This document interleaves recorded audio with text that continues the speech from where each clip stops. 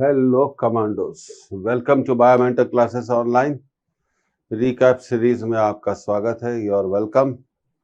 तो आज हम स्टार्ट करने जा रहे हैं। रिकैप सीरीज में हमारा टॉपिक है थर्मोडायनेमिक्स, लेक्चर नंबर 1। आप जानते हैं कि थर्मोडायनेमिक्स एक इम्पॉर्टेंट सब्जेक्ट है और इसमें वैरायटी ऑफ क्वेश्चन ढेर सारे होते हैं। तो इसके लेक्चर सीरीज में हम कोशिश करेंगे और बिल्कुल करेंगे कि हम ज़्यादा से ज़्यादा सवाल सॉल्व करें और जो हमारा पैटर्न है नीट का, उसके पैटर्न पर आधारित बेस्ड हम कई क्वेश्चंस को सॉल्व करेंगे। कुछ क्वेश्चन आपको बिल्कुल मीडियम मिल सकते हैं, कुछ ऐसे मिल सकते हैं जो आपने कभी देखे नहीं हो, तो ये कोशिश की गई है। तो चलिए अब शुरू करते हैं थर्मोडायनेमिक्स का रिकैप सीरीज का लेक्चर नंबर 1। तो इससे पहले हम आगे बढ़े तो मैं बताना चाहता हूँ कि थर्मोडायनेमिक्स में हमारा जो सिलेबस है उसमें जो मेन रोल है फर्स्ट लॉ ऑफ थर्मोडायनेमिक्स का, isochoric process, isobaric process, isothermal process, adiabatic process, cyclic process, heat engines, efficiency of heat engine and refrigerator and coefficient of performance of refrigerator. So this is our syllabus. तो पहला question हम इसमें ये ले रहे हैं, तो आप इसे नोट कर सकते हैं।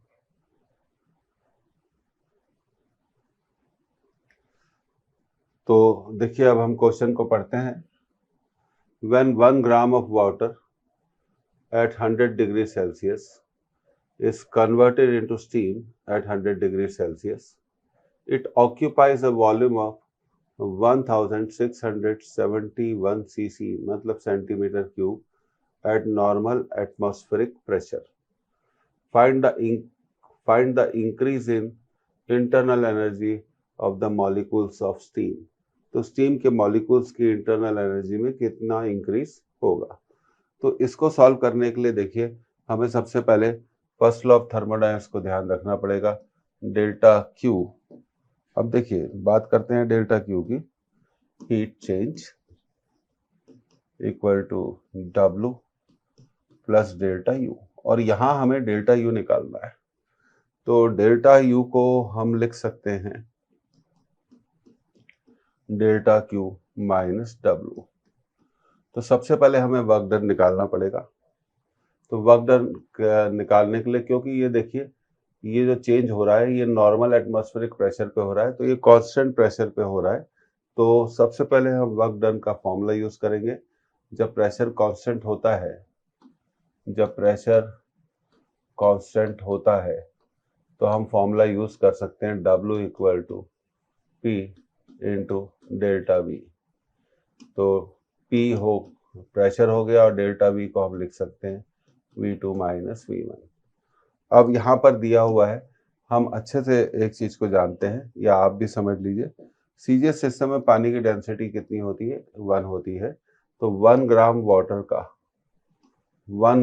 वाटर का जो वॉल्यूम होता है वो 1 सीसी होता है। 1 सीसी मतलब 1 सेंटीमीटर क्यूब, जिसे आप लिख सकते हैं 10 to the power minus 6 metre cube. तो ये हो गया आपका initial volume 10 to the power minus 6 centimetre cube और 10 to the power minus 6 metre cube, क्योंकि हमने सेंटीमीटर क्यूब को मीटर क्यूब में बदल दिया था। अब फाइनल वॉल्यूम जो स्टीम का वॉल्यूम है वो है 1671 सेंटीमीटर क्यूब। तो हम इसको लिख सकते हैं 1671 into 10 to the power 3 metre cube. और ये पूरी प्रोसेस जिस प्रेशर पे हुई है वो 1 एटमॉस्फेयर है, और 1 एटमॉस्फेयर को हम लिख सकते हैं 10 टू द पावर 5 न्यूटन पर मीटर स्क्वायर। तो इस फॉर्मूले में हम ये इन वैल्यूज को रख देंगे और वर्क डन को कैलकुलेट कर लेंगे। तो W equal to pressure 10 to the power 5, final volume 1671 into 10 to the power minus 6 और minus 1 centimetre cube 1 into 10 to the power minus 6। So this will come out and you are left with 1671 minus 1। तो ये हो जाएगा हमारा 10 to the power minus 1 into 1670। तो एक zero cancel हो जाएगा। तो वर्क डन का जो हमारा आंसर आया 167 जूल्स आया। कितना आया? 167 जूल्स। अब वापस फर्स्ट लॉ ऑफ थर्मोडायनेमिक्स की तरफ जाते हैं। तो वर्क डन तो हमने निकाल लिया। अब हीट रिक्वायर्ड। हम जानते हैं कि 1 ग्राम वाटर को जब वो 100 डिग्री सेल्सियस पर होता है और उसे स्टीम में बदला जाता है तो स्टीम की लेटेंट हीट कितनी होती है? 540 कैलोरी पर ग्राम। इसका मतलब 1 ग्राम स्टीम को बदलने के लिए हमें 540 कैलोरी 540 कैलोरी हीट की क्या होगी? जरूरत पड़ेगी। 540 कैलोरी हीट की जरूरत पड़ेगी। तो हीट हम कैलकुलेट कर लेंगे। 540 कैलोरीज और हम 1 कैलोरी को लिख सकते हैं 4.2 जूल्स। तो डेल्टा क्यू की वैल्यू आ जाएगी 540 into 4.2 equal to 54 into 42। 54 into 42। अब यहाँ पे हमें एक मल्टीप्लिकेशन करना पड़ेगा। 54 इंटू 42 का करिए 8 10 4 4 जा 16 1 21। So you will get it 8 6 2 2 6 8। तो ये आ जाएगा हमारा 2268 जूल्स।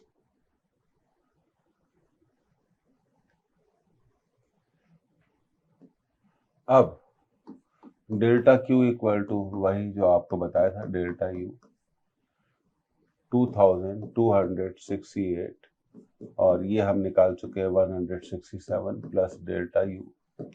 तो यहाँ से हम डेल्टा यू को लिख सकते हैं 2268 माइनस 167। माइनस करना पड़ेगा। तो 2268 माइनस 167 10 2101। तो चेंज इन इंटरनल एनर्जी होगा 2101 जूल्स। तो ये इस क्वेश्चन का क्या है? करेक्ट आंसर है।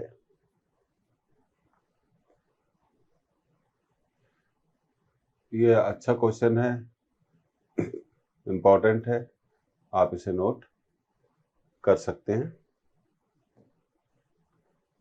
तो ये था हमारा पहला क्वेश्चन। बहुत सिलेक्टेड क्वेश्चंस को हमने लिया है। ये फर्स्ट लॉ ऑफ थर्मोडायनेमिक्स को हमने क्या करा है? यूज करा है। अब हम अगले सवाल की तरफ जाते हैं। कैलकुलेशन तो करनी पड़ेगी। तो ये रहा आपका अगला सवाल, आप इसे नोट कर लीजिए।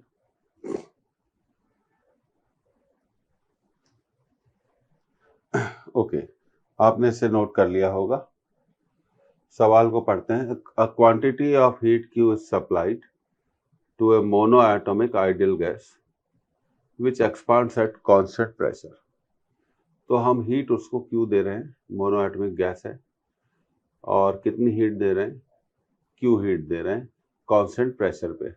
The fraction of heat that goes into work done by the gas is. तो उस हीट का कितना भाग, कितना भिन्न, कितना फ्रैक्शन वर्क में कन्वर्ट होगा। तो इसके लिए थोड़ा हमें एक छोटी सी थ्योरी पर काम करना पड़ेगा। हम फर्स्ट लॉ ऑफ थर्मोडायनेमिक्स जानते हैं, delta Q equal to W plus delta U. Delta Q P थोड़ा आपको थ्योरी में बताना चाहते हैं, डब्ल्यू प्लस डेल्टा यू। तो जब आप कांस्टेंट प्रेशर पे हीट देते हैं तो वो हीट दो तरह से यूज होती है। उसका एक पार्ट वर्क में खर्च होता है और दूसरा पार्ट इंटरनल एनर्जी को बदलता है। तो फ्रैक्शन ऑफ हीट, अब देखिए अगली स्लाइड पे चलेंगे।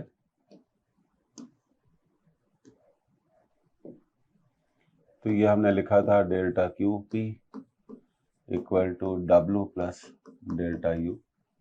तो नोट करिए, the fraction of heat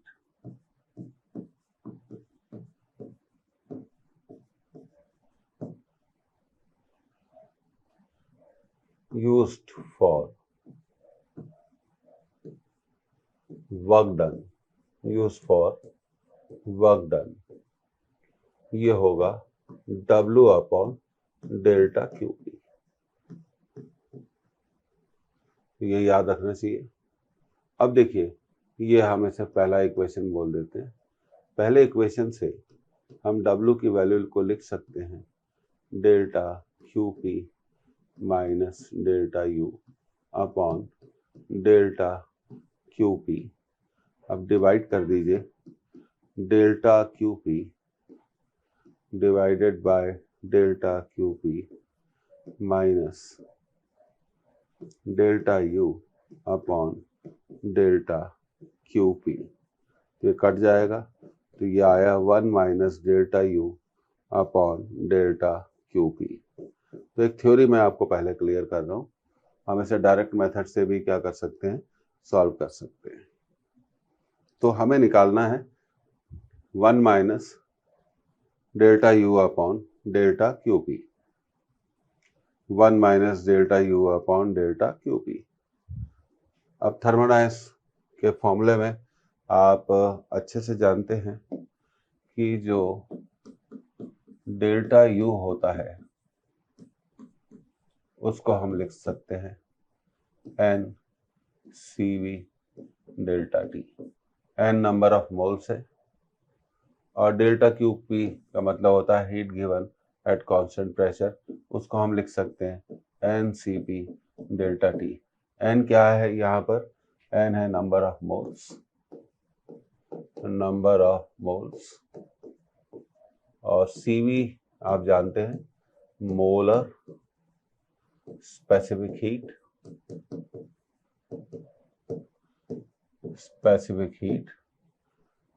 at constant volume.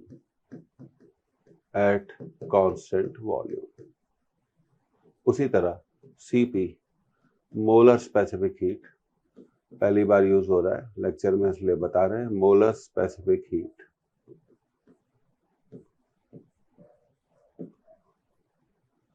Eight constant pressure.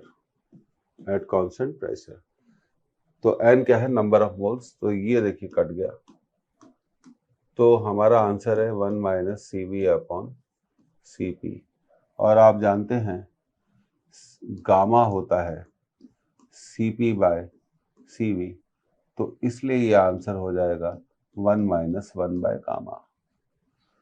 तो 1 माइनस 1 बाय गामा वो फ्रैक्शन है जो किस में कन्वर्ट होगा, वर्क में। तो अब हमें निकालना है गामा। और हम अगर क्वेश्चन को बहुत ध्यान से देखें तो हमें दिया गया है ये मोनो एटॉमिक आइडियल गैस। कैसी गैस दी गई है, मोनो एटॉमिक आइडियल गैस दी गई है। तो अब हम गामा का यूज करेंगे, हमें निकालना है 1 माइनस 1 अपॉन गामा। तो हम जानते हैं गामा क्या होता है, 1 प्लस 2 बाय एफ, और एफ होता है यहाँ पर डिग्रीज ऑफ फ्रीडम। और फॉर मोनो एटॉमिक गैस हम अच्छे से जानते हैं कि for mono atomic gas F की वैल्यू होती है 3। तो 1 अब देखिए, तो गामा हम निकाल लेंगे 1 प्लस 2 बाय 3, तो गामा आ गया 5 बाय 3। अब यहाँ पर हम वैल्यू रख देंगे, हमें निकालना है 1 माइनस 1 बाय गामा।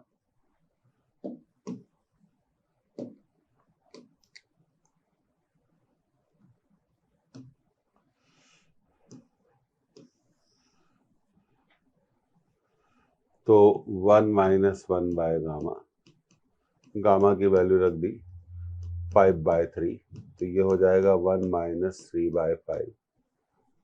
तो ये हो जाएगा 2/5। तो इसका आंसर है दी गई हीट का 2/5, दी गई हीट का 2/5 किस में बदलेगा, दी गई हीट का 2/5 किस में बदलेगा, वर्क में बदलेगा।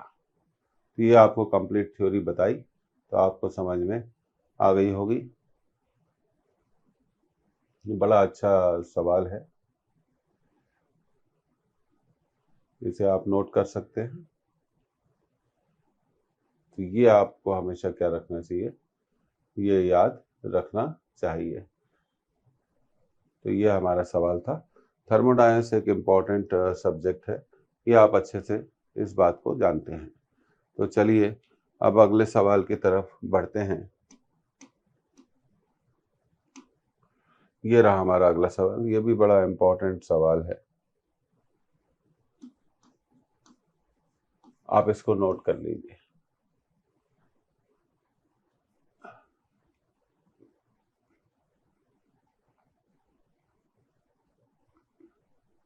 ओके, अब सवाल पढ़ते हैं।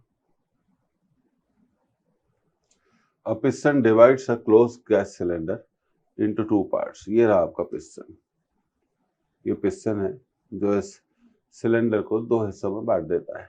Initially the piston is kept pressed, शुरू में उसको दबा के रखा जाता है, such that one part has pressure P and volume 5V and the other part has pressure 8P, ये ज्यादा प्रेशर पे और वॉल्यूम इसका V है। The piston is now left free, अब उसे फ्री कर देते हैं, छोड़ देते हैं। Find the new pressure and volume for isothermal change. तो यहाँ एक थोड़ा लैंग्वेज सुधारनी है, फॉर आइसोथर्मल चेंज के लिए नया प्रेशर और वॉल्यूम क्या होगा। तो चलिए इसको सॉल्व करते हैं। तो ये देखिए, ये शुरुआत की स्थिति थी, अब थोड़ी बाद की स्थिति देख लेते हैं।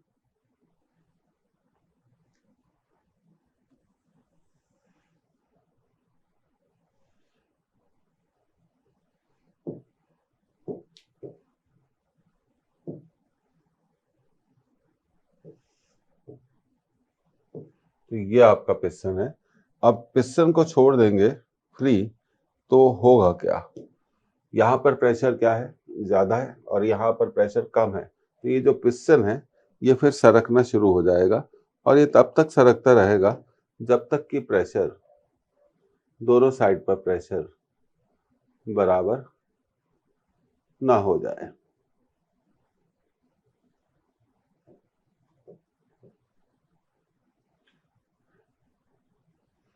तो मान लीजिए नया प्रेशर यहाँ पर कितना हो गया P डैश, और यहाँ पर भी नया प्रेशर हो गया P डैश। जब दोनों साइड पर प्रेशर बराबर हो जाएगा तब ये जो पिस्टन है ये सरकना क्या हो जाएगा, ये सरकना, मूव करना बंद कर देगा। अब मान लीजिए यहाँ नया वॉल्यूम है, यहाँ वॉल्यूम बढ़ गया, तो यहाँ नया वॉल्यूम हो गया V प्लस एक्स। मान लीजिए वॉल्यूम कितना बढ़ गया, x बढ़ गया। अगर राइट चैम्बर में दाहिने हाथ के चैम्बर में अगर वॉल्यूम x बढ़ जाएगा तो बाएं हाथ के चैम्बर में वॉल्यूम क्या होना चाहिए, कम होना चाहिए, 5V माइनस एक्स। जितना राइट में बढ़ेगा उतना ही लेफ्ट में क्या होगा, कम होगा।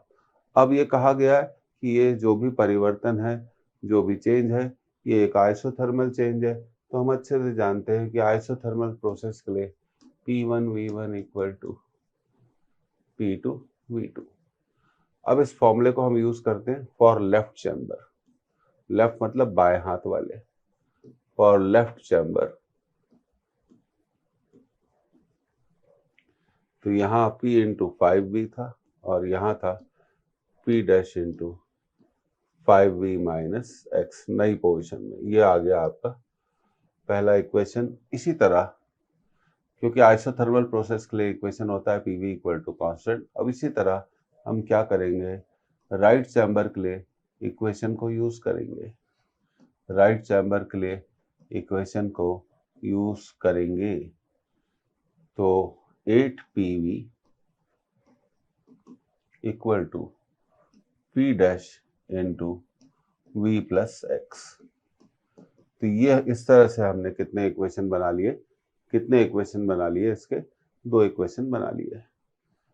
तो अब इसको सॉल्व करते हैं। हम x निकालना चाहते हैं, तो हम क्या करेंगे, ये जो पहला इक्वेशन है हम इसको लिख सकते हैं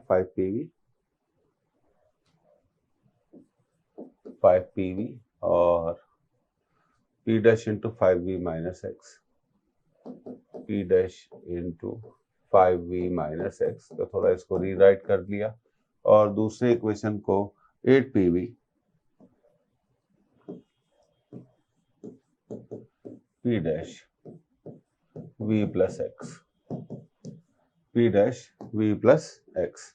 अब क्या करेंगे, हम सेकंड से फर्स्ट को हम क्या कर देंगे, डिवाइड कर देंगे। तो 8pv अपॉन 5pv, आराम से करिएगा, v plus X, p dash cancel हो जाएगा, 5v माइनस एक्स, तो ये कैंसिल हो गया। तो हमें मिला 8/5 equal to v plus X upon v minus X. फिर हमें कुछ नहीं करना है, क्रॉस मल्टीप्लिकेशन करना है, तो करते हैं। तो देखिए, क्रॉस मल्टीप्लिकेशन करने पर हमें ऐसा कुछ मिल जाएगा, 8 into V minus X equal to 5 into V plus X. तो ये हो गया 8v माइनस 8x और ये हो गया 5v प्लस 5x। इसको इधर ले जा रहे हैं और इसको इधर ले जाएंगे, तो ये हो जाएगा 8v माइनस 5v और ये हो जाएगा 5x प्लस 8x। तो ये हो जाएगा 3v, ये हो जाएगा 13x। तो x आ गया हमारा 3v/13। x कितना आ गया, 3v/13। बहुत सरल था, कैसे इक्वेशन लगाया गया है आपको ये बड़ा अच्छे से मालूम होना चाहिए। लेफ्ट चैम्बर के लिए अलग लगाइए और राइट चैम्बर के लिए अलग लगाइए। Find the new pressure and volume. अब नया प्रेशर और नया वॉल्यूम निकालना है, तो निकाल सकते हैं क्योंकि हमें x मालूम हो गया, अब सेकंड इक्वेशन को ध्यान से देखिए, 8pv equal to p dash into V plus X. 8pv equal to p dash into V plus X, p dash into V plus X. अब यहाँ x की वैल्यू रख देंगे 3v/13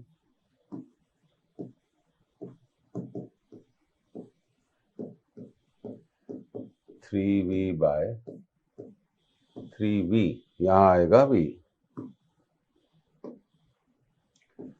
3v/13। तो ये हो जाएगा 8pv, ये जुड़ जाएगा, तो ये आ जाएगा p डैश इंटू 16v/13। अब देखिए v कैंसिल हो गया, तो 8 इस 16 को 2 बार कैंसिल कर देगा, तो यहाँ बचा p और यहाँ बचा 2p डैश अपॉन 13। तो p डैश की वैल्यू आ जाएगी 13p/2। p डैश की वैल्यू कितनी आ जाएगी, 13p/2। तो जब कंपार्टमेंट जो स्लाइडर है वो रुकेगा, तब उसके लेफ्ट साइड में और राइट साइड में प्रेशर बराबर होगा, और किसके बराबर होगा, 13p/12 के बराबर हो जाएगा। अब हमसे पूछा है नया वॉल्यूम, तो भाई एक चैम्बर का वॉल्यूम है v प्लस एक्स, दूसरे का है 5v माइनस एक्स। तो v प्लस एक्स किसका है, तो देखिए v plus x right chamber का है, तो volume of right chamber, volume of right chamber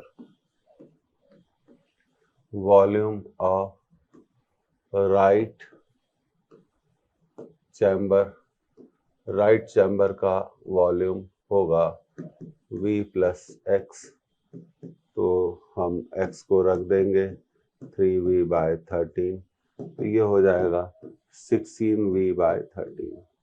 अब इसी तरह volume of left chamber, volume of left chamber volume of left chamber हो जाएगा 5v माइनस एक्स। एक बार फिर डायग्राम को देख लेते हैं।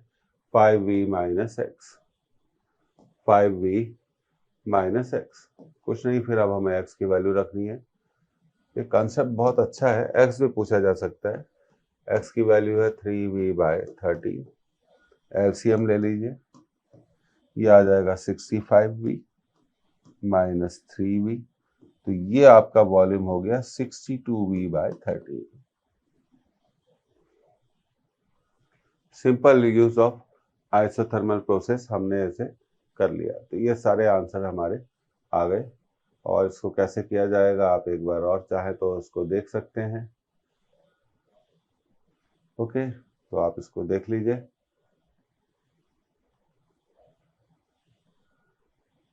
तो ऐसे हमने इसे सॉल्व किया। अब हम अगले सवाल की तरफ जाते हैं। ये रहा हमारा अगला सवाल, आप इसको नोट कर लीजिए।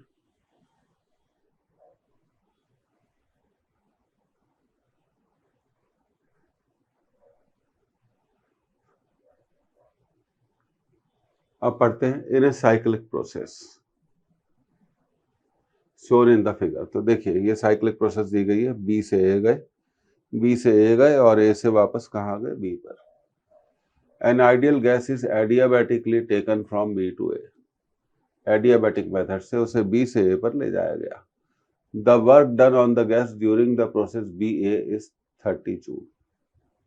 तो ये थोड़ा लिख लेते हैं कि डब्ल्यू बी ए कितना होगा, डब्ल्यू बी ए कितना होगा, गैस पे वर्क किया गया है, work is not done by the gas, तो ये होना चाहिए -30 जूल। कितना होना चाहिए, -30 joule. When the gas is taken from A to B, heat is absorbed by the gas is 20 joule. तो जब गैस को ए से बी पर ले जाते हैं तो गैस कितनी हीट एब्जॉर्ब करती है, ये भी लिख लेते हैं। Delta Q A to B absorb करती है, मतलब हम गैस को हीट देते हैं, गैस हीट लूज नहीं करती, +20 जूल। तो पूछा गया है what is the change in internal energy of gas in process A B. अब देखिए बड़ा आसानी से हम इसको कर सकते हैं।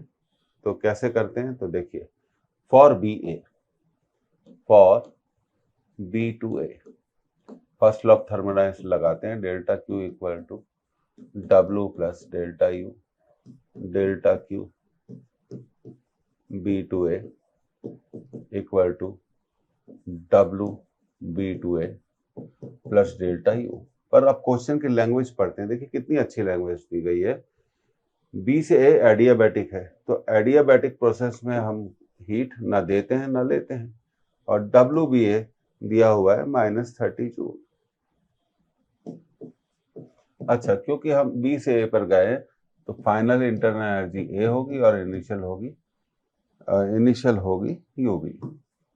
तो बहुत सिलेक्टेड क्वेश्चन है, -यूबी। तो 30 equal to U A minus U B, ये हमारा पहला इक्वेशन आ गया। 30 equal to U A minus U B. अब हम ए बी के लिए for A to B first law of thermodynamics लगा देते हैं। Delta Q A to B equal to W A to B, A से बी जा रहे हैं तो बी फाइनल पॉइंट है, तो ये होगा U B minus U A. अब delta Q A to B दिया हुआ है 20 जूल, कितना दिया हुआ है 20। डब्ल्यू ए बी नहीं दिया, लेकिन अब ये देखिए ये क्या कहा गया, हाँ, taken from A to B the heat absorb by the gas is 20 joule.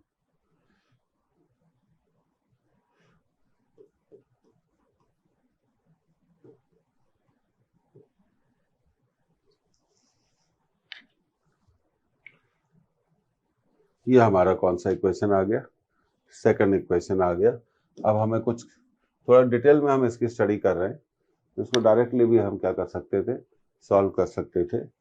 Cyclic process में क्या होता है, साइक्लिक प्रोसेस में क्या होता है, चेंज इन इंटरनल एनर्जी पूरा 0 होता है, लेकिन UA2B हमें पूछा गया है, तो हम एक काम करेंगे, हम इन दोनों इक्वेशंस को जोड़ देंगे, इन दोनों इक्वेशन को जोड़ देंगे। तो 30 +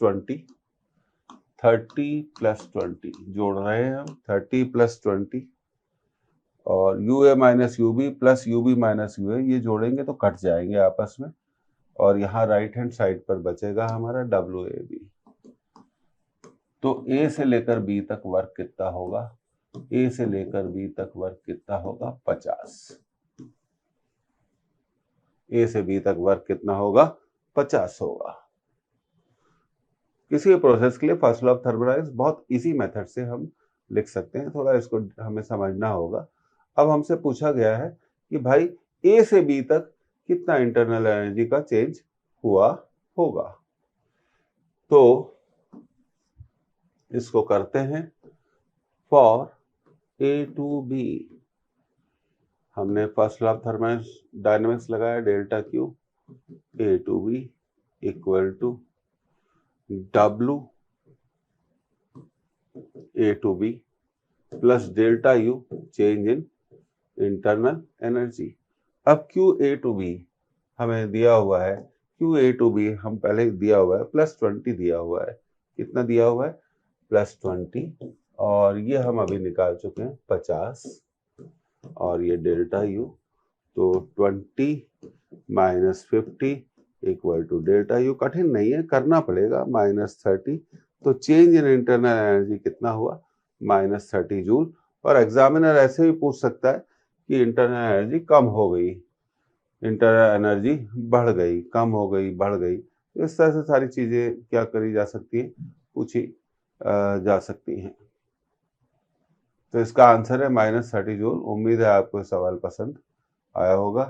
तो एक बार फिर शुरू से इसको देखते हैं। अगर आपको नोट करना है एक सॉल्यूशन को तो आप नोट कर सकते हैं। फिर हमने फर्स्ट और सेकंड को जोड़ दिया था, तो ये रिजल्ट आ गया। तो फिर AB के लिए फिर से फर्स्ट लॉ ऑफ थर्मोडायनामिक्स लगाया, तो इस तरह से ये आंसर आ गया। तो उम्मीद है आपको समझ में आ गया होगा। तो अगले क्वेश्चन की तरफ बढ़ते हैं। तो ये रहा हमारा नेक्स्ट क्वेश्चन, PV डायग्राम पर बेस्ड क्वेश्चन है, तो आप इसे नोट कर लीजिए। ओके, नोट कर लिया। अब थोड़ी ध्यान देने वाली बात है कि वॉल्यूम y एक्सिस पर दिया गया है और प्रेशर x एक्सिस पर दिया गया है। मैं इसे पढ़ देता हूँ। N ideal gas is taken through cycle A B C A। तो पहले A से B, B से फिर C, फिर C से A। तो एक साइक्लिक प्रोसेस हो गई, as shown in the figure. If the net heat supplied to the gas in the cycle is, ideal cycle मानते हुए चलते हैं, 5 joule. What is the work done by the gas in the process C to A। तो सबसे पहले हमें net work done निकालना पड़ेगा। तो एरिया निकालने की गलती यहाँ पर आप नहीं करिए, क्योंकि यह वॉल्यूम इधर है और प्रेशर इधर है। तो हम स्टेप बाय स्टेप करेंगे। तो सबसे पहले हमें WAB निकालना पड़ेगा नेट वर्क डन के लिए। अब देखिए, जब हम A से B पर जाते हैं तो आपको ध्यान देना चाहिए, यहाँ पर हम एक बात तो कह सकते हैं कि जो प्रेशर है वो कांस्टेंट है। ये देखिए, कांस्टेंट प्रेशर प्रोसेस हो गई, आइसोबारिक हो गई। तो ये बात आपको समझ में आती है। तो आइसोबारिक प्रोसेस में जो वर्क डन होता है, P × V2 - VB - VA। क्योंकि A पर प्रेशर है 10 न्यूटन पर मीटर स्क्वायर और B पर भी प्रेशर है 10 न्यूटन पर मीटर स्क्वायर। B का वॉल्यूम यहाँ आप रीड करिए कितना है, 2 है, और A का वॉल्यूम ये यहाँ पर हम नोट कर सकते हैं। ये देखिए, तो ये मैं थोड़ा और आपको बता देता हूँ। ये रीडिंग के लिए आपको मैं यहाँ बता रहा हूँ। ये देखिए, A का जो वॉल्यूम है वो कितना दिख रहा है हमें, ए का वॉल्यूम हमें दिख रहा है 1, तो ये आ गया हमारा 10 joule. How much we get it? 10 joule. अब डब्ल्यू ए भी हमने निकाल लिया। अब हमें निकालना है डब्ल्यू बी सी। क्या निकालना है? W B C. अब देखिए डब्ल्यू बी सी, अगर हम ध्यान से देखेंगे डब्ल्यू बी सी को, तो जब हम बी से सी पर जाते हैं तो वॉल्यूम नहीं बदलता, तो ये कहलाएगी हमारी आइसोकोरिक प्रोसेस। और हम जानते हैं कि आइसोकोरिक प्रोसेस में जो वर्क डन होता है वो 0 होता है। तो भाई WB2C तो आ गया, कितना आ गया? 0। अब WC2A हमें निकालना है। तो सबसे पहले अब हम नेट वर्क डन की बात कर लेते हैं। तो W net equal to WA2B plus WB2C plus WC2A। क्योंकि अब देखिए ABCA एक ऐसी प्रोसेस है, साइक्लिक प्रोसेस है। तो साइक्लिक प्रोसेस की एक खास बात होती है कि साइक्लिक प्रोसेस में चेंज इन इंटरनल एनर्जी कितना होता है? 0, मानते हुए कि यह आइडियल साइक्लिक प्रोसेस है। तो फर्स्ट लॉ ऑफ थर्मोडायनेमिक्स को अगर हम लगाएंगे तो हमें ऐसा मिलेगा delta Q equal to W plus delta U. तो डेल्टा क्यू इक्वल टू ये होगा डब्ल्यू नेट प्लस 0। तो डेल्टा क्यू को हम लिख सकते हैं डब्ल्यू नेट, और ये रहा हमारा डब्ल्यू नेट।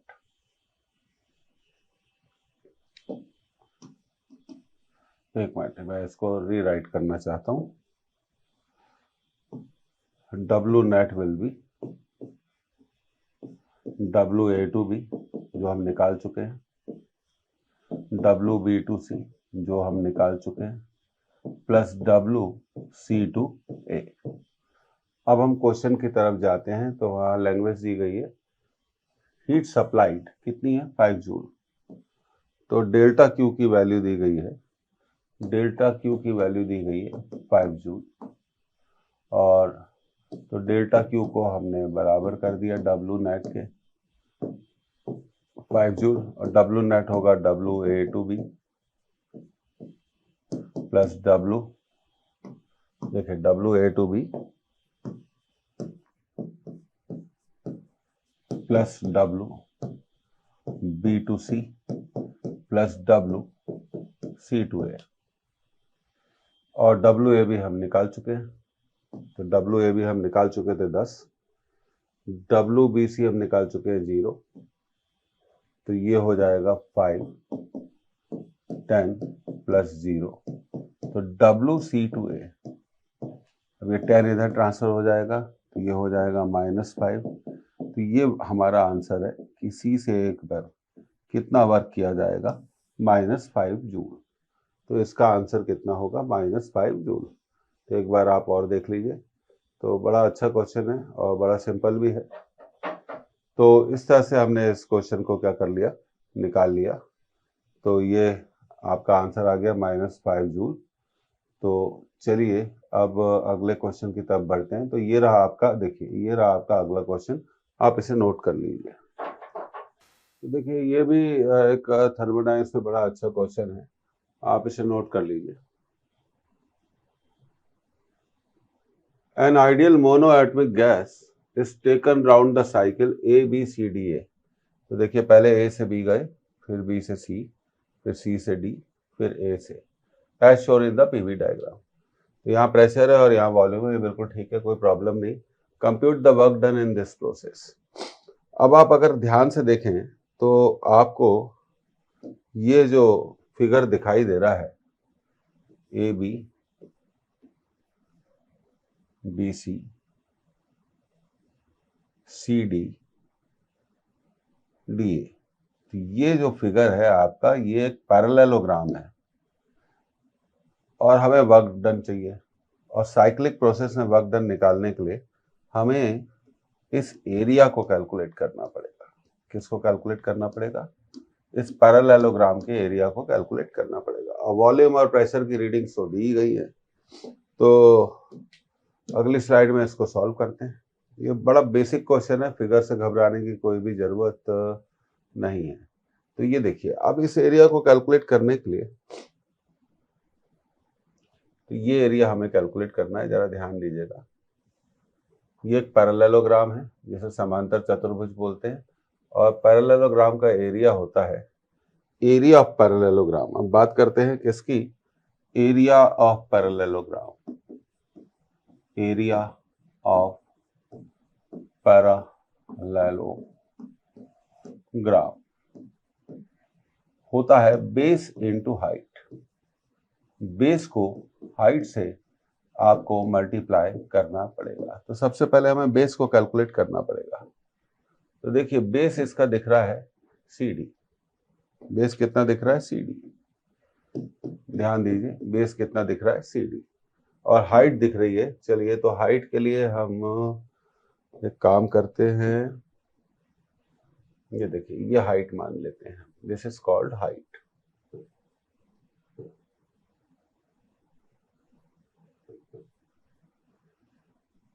तो हाइट को कैलकुलेट करना है हमें, तो हाइट को हमने क्या लिखा? h लिखा। अब CD क्या है? देखिए, C पर वॉल्यूम है। C पर जो वॉल्यूम है आपका 6V0 है, और D पर वॉल्यूम है 3V0 है। तो ये जो आपका बेस होगा 6V0 से 3V0 को माइनस करने पर ही मिल जाएगा, है ना? तो माइनस करने पर ही मिल जाएगा। तो ये हो गया हमारा 6V0 माइनस 3V0। अब हाइट के बारे में बात करते हैं। तो देखिए, यहाँ पर वॉल्यूम है, अगर आप ध्यान दें तो यहाँ पे वॉल्यूम है 3P0, और यहाँ सॉरी नॉट वॉल्यूम, प्रेशर, और यहाँ पर प्रेशर है 5P0। तो ये जो हाइट होगी ये होगी, ध्यान दीजिए, 5P0 से हमें 3P0 को माइनस करना होगा। तो ये हमें क्या मिल गई? इसकी हाइट मिल गई। तो चलिए हाइट को भी लिख देते हैं, 5P0 माइनस 3P0। तो ये हो गया हमारा 3V0, और ये हो गया 2V0। तो जो एरिया आएगा, ये P0 है, V0 नहीं है, तो जो एरिया आएगा वो होगा 6P0 V0। 6P0 V0। तो बेसिक ज्योमेट्री। और हम जानते हैं कि साइक्लिक प्रोसेस में जब भी हम अंदर के कर्व का एरिया निकाल लेते हैं तो हमें इसका नेट वर्क डन मिल जाता है। और तो इस क्वेश्चन का जो आंसर है 6P0 V0 है। उम्मीद है आपको ये समझ में आ गया होगा। सरल सवाल था, इजी क्वेश्चन था, आपने इसे नोट कर लिया होगा। तो हमेशा याद रखिए, साइक्लिक प्रोसेस में जो एरिया होता है वो क्लोज एरिया को ही हम नेट वर्क डन कहते हैं। अब आगे बढ़ते हैं, अब अगले सवाल की तरफ हम जा रहे हैं। ये रहा हमारा अगला सवाल, इसको नोट कर लीजिए।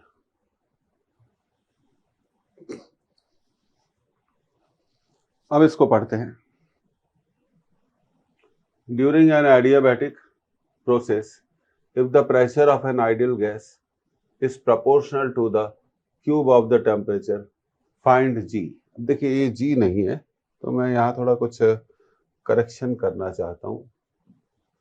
G नहीं है, find gamma.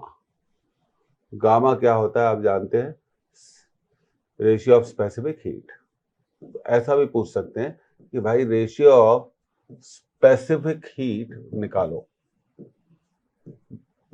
Ratio of specific heat को निकालो। तो अब दिया हुआ है temperature is proportional to, pressure is proportional to cube of temperature, this is given. अब ऐसे सवालों को सॉल्व करने के लिए हमें एडियाबैटिक प्रोसेस के इक्वेशन याद होने चाहिए। एडियाबैटिक प्रोसेस के इक्वेशन में पहला इक्वेशन जो सबको याद रहता है वो होता है PV to the power gamma constant. दूसरा होता है TV to the power gamma -1। थोड़ा रिकॉल कर लेते हैं क्योंकि रिवीजन भी साथ साथ करते जाना है। तो और तीसरा इक्वेशन होता है, देखिए अब आपको एक टेक्निक मैं बता देता हूं। देखिए गैस इक्वेशन से हम लिख सकते हैं PV is proportional to T। तो V is proportional to T by P। अगर ये प्रेशर वाला इक्वेशन आपको याद नहीं है तो आप उसको खुद निकाल सकते हैं, क्योंकि ये तो हमें याद ही रहता है PV to the power gamma is constant. तो वॉल्यूम की जगह क्या लिखना है, T बाय P लिखना है।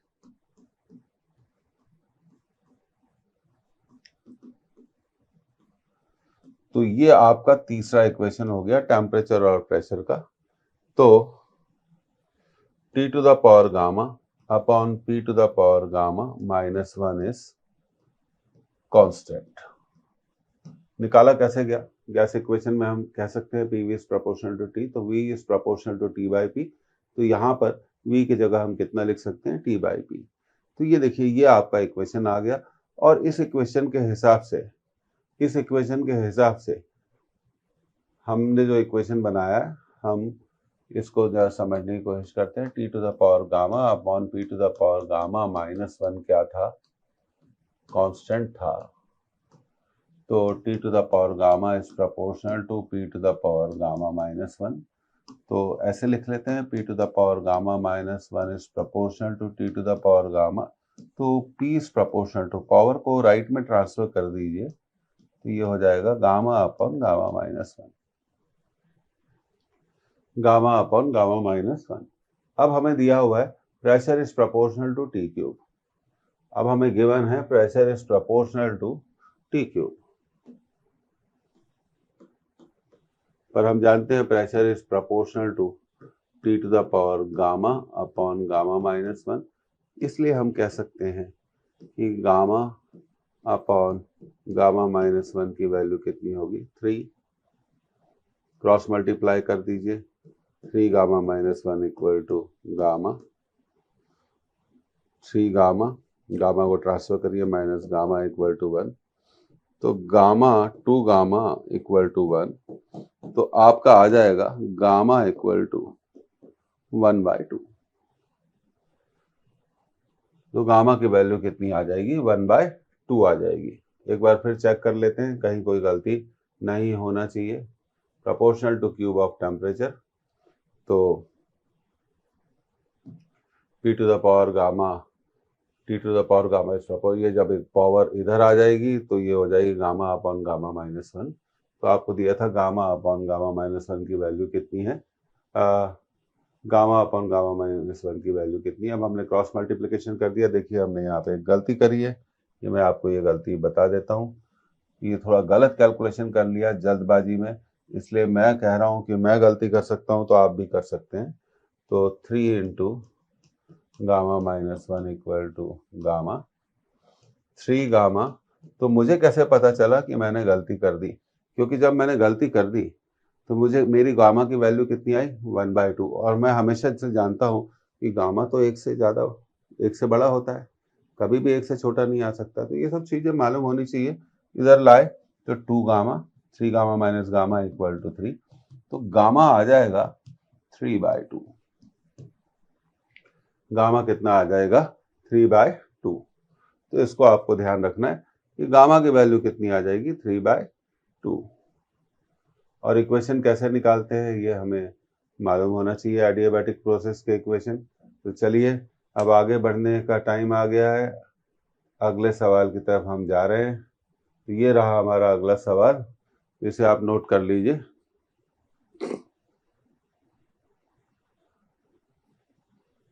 ओके, तो आपने इसे नोट कर लिया। अब देखिए, when 5 moles of an ideal gas is compressed isothermally, isothermal process से उसे कंप्रेस किया जाता है, संपीड़ित किया जाता है, दबाया जाता है।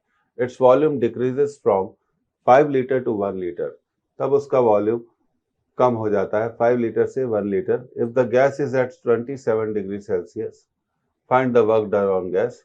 गिवन है log 1 to the power 5 to the base 10 is minus 0.6990।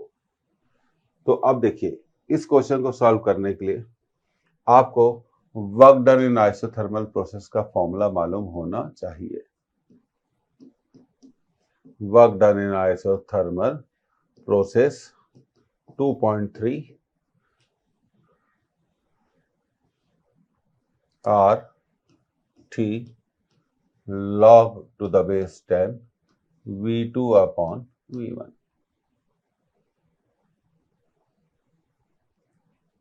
और यूनिवर्सल गैस कांस्टेंट कभी दिया नहीं जाता है, तो हमें हमेशा याद रखना चाहिए कि जो R की वैल्यू होती है वो होती है 8.3, हम ले सकते हैं जूल्स पर मोल केल्विन, जूल्स पर मोल पर केल्विन। तो यहाँ पे अच्छा टेम्परेचर आपको दिया हुआ है 27 डिग्री सेल्सियस, तो 27 डिग्री सेल्सियस को केल्विन में तो बदलना ही पड़ेगा।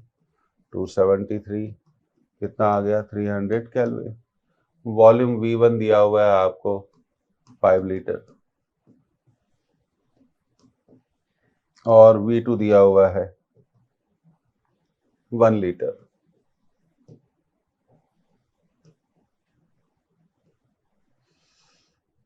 तो बस एक कैलकुलेशन है और इसको हम कर सकते हैं। अब देखिए, यहाँ पे हमने फॉर्मूले में वैल्यू रख देनी है W इक्वल टू 2.3 RT। अच्छा, मोल कितने हैं? 5 मोल्स हैं। तो यहाँ देखिए, फॉर्मूले में हमें नंबर ऑफ मोल्स को भी इंक्लूड करना पड़ेगा, इनटू ये एक मोल के लिए फॉर्मूला होता है, into number of moles, into number of moles. तो नंबर ऑफ मोल्स यहाँ पर दिए गए हैं, नंबर ऑफ मोल्स दिए गए हैं 5 मोल दिए गए। तो ठीक है, तो into 5 log 10 V2 by V1 into 5, ये ऐसा हो जाएगा W equal to 2.3 into 5 into R into T log to the base 10 V2 by V1। Multiply कर देते हैं, 15 1 11.5, R की वैल्यू 8.3, टेम्परेचर 300 केल्विन और ये फाइनल वॉल्यूम है 1, बेस 10 है और इनिशियल वॉल्यूम है 5। अब देखिए, आपको दिया हुआ है कि log 1/5 to the base 10 minus 0.699। हम एक बार उसको और चेक कर लेते हैं, 0। तो इसको हम क्या कर सकते हैं, लगभग एक काम करिए आप, माइनस 0.7 अप्रोक्सीमेटली हम इसको लिख सकते हैं। तो वर्क डन नेगेटिव होगा क्योंकि कंप्रेशन है। 11.5 इंटू 8.3 इंटू 300 इंटू माइनस यहाँ आ जाएगा इंटू 0.7,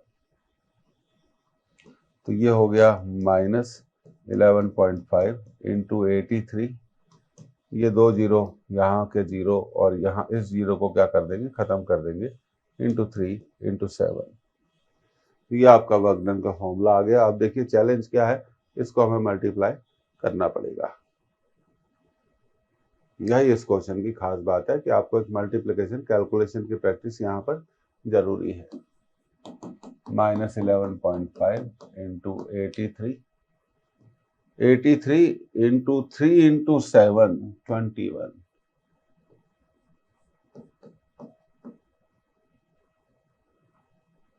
कोई रास्ता नहीं है, मल्टीप्लाई करना ही पड़ेगा। सबसे पहले 83 को 21 से कर देते हैं, 3 8 6 16, ये आ गया 3 4 7 3 1743। तो W equal to minus 11.5 into 1473। अब आपको अगला मल्टीप्लिकेशन करना पड़ेगा। 1473 को मल्टीप्लाई करना पड़ेगा 115 से, 15 1, 36, 3, 23, 2, 7, 1, 3, 7, 4, 1, 3, 7, 4, 1, 5, 9, 13, 1, 8, 4, 12, 19, 1, 5 और 1, 6, 1, तो 16,939.5। तो आपका वर्क डन का आंसर आ जाएगा -16,939.5 जूल्स। तो देखिए अब खास बात क्या थी, कैलकुलेशन। इसमें क्या था, क्वेश्चन आसान था, वर्क डन का फॉर्मूला हमें यूज करना था, पर हमें कैलकुलेशन करनी पड़ी। तो आप एक बार इसको फिर देख लीजिए। नंबर ऑफ मोल्स का आपको क्या रखना चाहिए, ध्यान देना चाहिए। तो इस तरह से आप इन सब चीज़ों को सॉल्व कर सकते हैं। अब आगे बढ़ते हैं। तो अगला सवाल हम ले रहे हैं ये, इसको आप नोट कर लीजिए।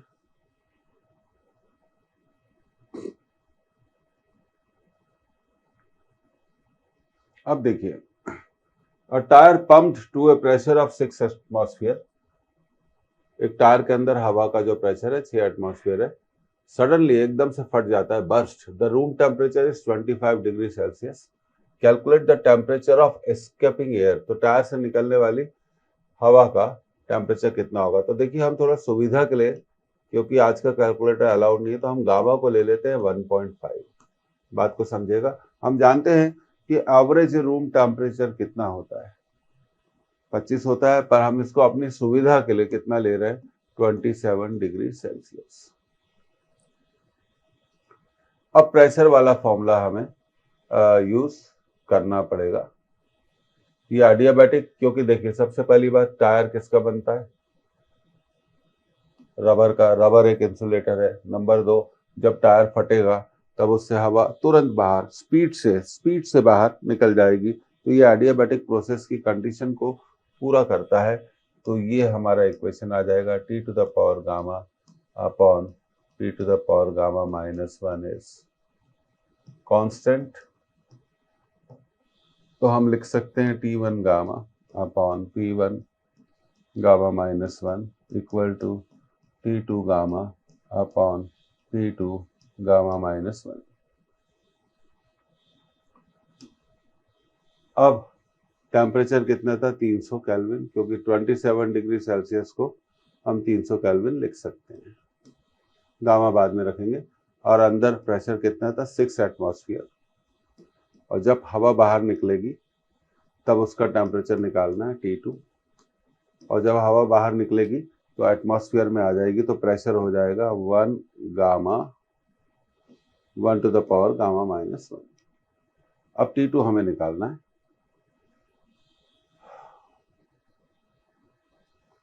तो ये बेसिक कैलकुलेशन टेक्निक है, आप इसको नोट कर लीजिए। अब देखिए, तो हमारा मिलेगा 300 to the power gamma, 300 to the power gamma और 6 to the power gamma -1 equal to T2 to the power gamma. अब पावर ट्रांसफर होगी, तो ट्रांसफर होने से अपॉन में आ जाएगी।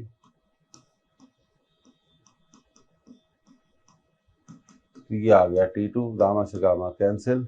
तो अब T2 का जो आंसर है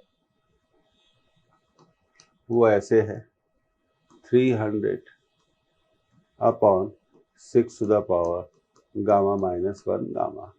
अब गामा है 1.5, हमने से 1.5 ले लिया तो थोड़ा ठीक रहेगा। तो 300, 1.5 में से 1 माइनस होगा तो बचेगा 0.5 और नीचे 1.5। तो 300 अपॉन, देखिए गामा 1.5 है, नीचे 1.5 होगा तो 5/50, 6 टू द पावर 1/3। अब क्योंकि हमें 6 टू द पावर 1/3 की वैल्यू नहीं मालूम है, तो हमें दी जाएगी, हमें वैल्यू दी जाएगी, तो कोई परेशानी वाली बात नहीं है। अब देखिए, कुछ लोग सवाल उठाते हैं कि हम इक्वेशन नहीं याद रख सकते, तो मैं आपको एक तरीका बता देता हूँ कि एडियाब्रेटिक प्रोसेस के लिए हम जानते हैं एक इक्वेशन कभी हम नहीं भूल सकते, PV to the power gamma is constant. अब बचे हुए इक्वेशन कैसे निकालना है? हम गैस इक्वेशन से जानते हैं पीवी इक्वल टू एनआरटी, तो हम लिख सकते हैं PV is proportional to T. अब यहाँ पर हम प्रेशर की जगह लिख सकते हैं टी बाई वी। कितना लिख सकते हैं? T by V. तो यहाँ पर हमने प्रेशर की जगह लिख दिया T by V into V to the power gamma constant. तो दूसरा इक्वेशन देखिए कितनी जल्दी आ गया, T V to the power gamma minus 1 constant. उम्मीद है आपको समझ में आया होगा। अब इसी इक्वेशन में जब PV is proportional to T होता है तो हम वॉल्यूम को क्या लिख सकते हैं? Volume is proportional to T by P. तो अब करना क्या है? PV to the power gamma equal to constant में v की जगह लिखना है T by P to the power gamma is constant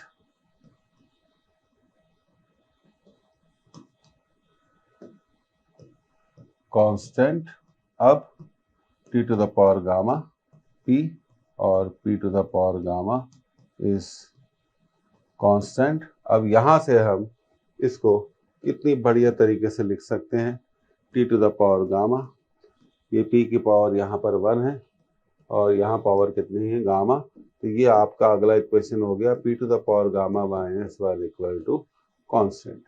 तो ये ट्रिक्स आपको क्या होनी चाहिए? मालूम होनी चाहिए, और इन सब चीजों को आप बार बार करिए, बार बार करिए। न्यूमेरिकल प्रैक्टिस, कंटिन्यूस रिवीजन ही सक्सेस दिलाते हैं, ये बात हमें याद रखना चाहिए। आप इसको नोट कर लीजिए कैसे निकाला जाता है। ओके, तो देखिए ये था हमारा आज का लेक्चर, थर्मोडायनेमिक्स लेक्चर 1। उम्मीद है आपको पसंद आया होगा, और ये भी बहुत उम्मीद है कि आपकी तैयारी भी अब अच्छी हो रही होगी, रिवीजन भी बहुत अच्छे से चल रहा होगा। तो thank you for joining this lecture. फिर मुलाकात होगी अगले लेक्चर में रिकैप सीरीज के, और हमें कमेंट्स ज़रूर लिखिए। मैं हर लेक्चर में बोलता हूँ कि कमेंट्स ज़रूर लिखिए, हमें बताइए कि हम क्या कर रहे हैं। आपके कमेंट्स हमें उत्साह भर देते हैं। Again thank you. फिर मिलेंगे, मिलते रहेंगे और पढ़ते रहेंगे और पास होंगे। Thank you.